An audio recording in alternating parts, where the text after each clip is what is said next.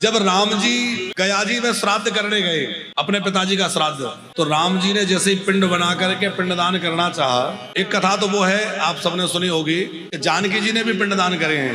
राम जी को आने में देर थी, जानकी जी ने कहा कि समय निकला जा रहा है, पितृ सब आ गए हैं, तो जानकी मैया ने रेती के बालू के पिंड बना के दान कर दिए। इसलिए आज भी वहां बालू के पिंडदान भी होते हैं। दूसरी बात, जब पिंडदान हो रहा था तो महाराज दशरथ जो है उन्होंने हाथ बढ़ाया राम जी के सामने कि इसमें पिंड रख दीजिए।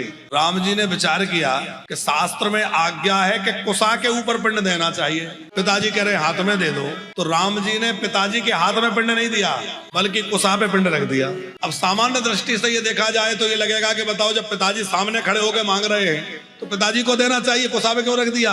और राम जी ने शास्त्र की मर्यादा का पालन किया है। शास्त्र का नियम है कि जब भी पिंडदान करो तो वो कुसा पे रखना चाहिए, कुस पर पिंडदान होना चाहिए।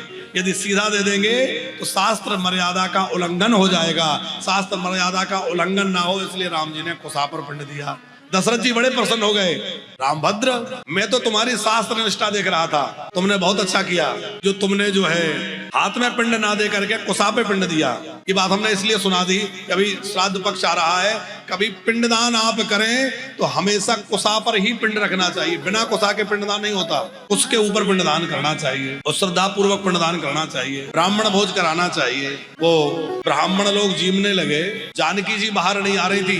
पंकज जी वो कथा सुनी आपने कि जब राम जी एक बार अपने पिताजी के श्राद्ध तिथि में ब्राह्मणों को जमा रहे थे, जानकी जी बाहर नहीं आ रही थी। राम जी ने पूछा कि आप क्यों नहीं आ रही, आप भी बाहर आइए। जानकी जी ने उत्तर दिया, जब मैं बाहर आती हूँ तो मुझे ये ब्राह्मण लोग बैठे नहीं दिखते, बल्कि इन ब्राह्मणों के रूप में सूर्य वंश के समस्त पूर्वज बैठे दिखाई देते हैं। महाराज दशरथ, महाराज अज, महाराज खड़वांग, महाराज दिलीप, महाराज मानधाता आदि आदि हमारे सूर्य वंश के सब पुरुष हमें बैठे दिखाई देते। मुझे इसमें ब्राह्मण नहीं दिखाई दे रहे। जब मैं बाहर आती हूँ तो पूर्वज दिखाई देते हैं, तो उनके संकोच में मैं मर्यादा का कारण आड़ में हो जाती हूँ। इसका अर्थ यह है कि जब आप ब्राह्मण जमाते हैं तो वो ब्राह्मण नहीं जीमते, बैठे हुए ब्राह्मण दिखते हैं। पर कौन जीमता है? उन ब्राह्मणों के अंदर हमारे पितृ प्रवेश कर जाते हैं और हमारे पितृ ही उन ब्राह्मणों के रूप में अन्न ग्रहण करते हैं। इसलिए श्रद्धा पूर्वक श्राद्ध आदि कर्म करना चाहिए, उसमें प्रमाद नहीं करना चाहिए। महाराज दक्ष महाराज की पुत्री सती शिव जी को ब्याही गई। शिव जी के साथ मनोमालिन्य हो गया,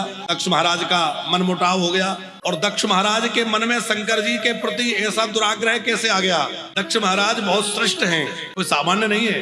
देवी भागवत में कथा है पंडित जी कि एक बार दुर्वासा ऋषि जी ने भगवान की पुष्पमाला, भगवती जगदम्बा की पुष्पमाला लाके दी दक्ष महाराज को।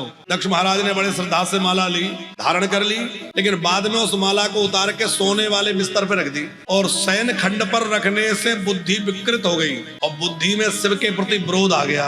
अब हम लोग तो ऐसे अपराध बहुत करते हैं, भगवान को बड़े प्रेम से पत्र पुष्प चढ़ाएंगे और फिर उनको चाय जहां पड़क देंगे। यहाँ तहां भगवान के पत्र पुष्प नहीं डालना चाहिए, उनको निश्चित स्थान पर ही डाले ताकि उनका पैरों से उल्लंघन ना हो, उनका अपराध ना हो जाए। भगवान के उतरे हुए वस्त्र, भगवान का श्रृंगार का सामान, उनकी पुष्पमाला या उनके में से कोई हार वार, ये सब बहुत जतन से रखना चाहिए। कई लोगों का नियम होता है पीपल के नीचे रखाते हैं। कल ही हम महाराज जी से कथा सुन रहे थे पंकज जी, रात्रि में मलुक पीड़ वाले महाराज जी की, तो महाराज जी कह रहे थे कि पीपल जो है वो साक्षात नारायण है और शनिवार के दिन तो सूर्य उदय से लेकर के सूर्यास्त तक लक्ष्मी जी के सहित भगवान श्री हरि नारायण पीपल वृक्ष में विराजमान रहते हैं। शनिवार के दिन जो पीपल का स्पर्श करता है उसको साक्षात श्री हरि के स्पर्श का पुण्य प्राप्त हो जाता है। शनिवार के दिन जो पीपल की परिक्रमा करता है उसको साक्षात नारायण की परिक्रमा का फल मिलता है। शनिवार के दिन साष्टांग प्रणाम पीपल को करके और 4 परिक्रमा पीपल की करना चाहिए।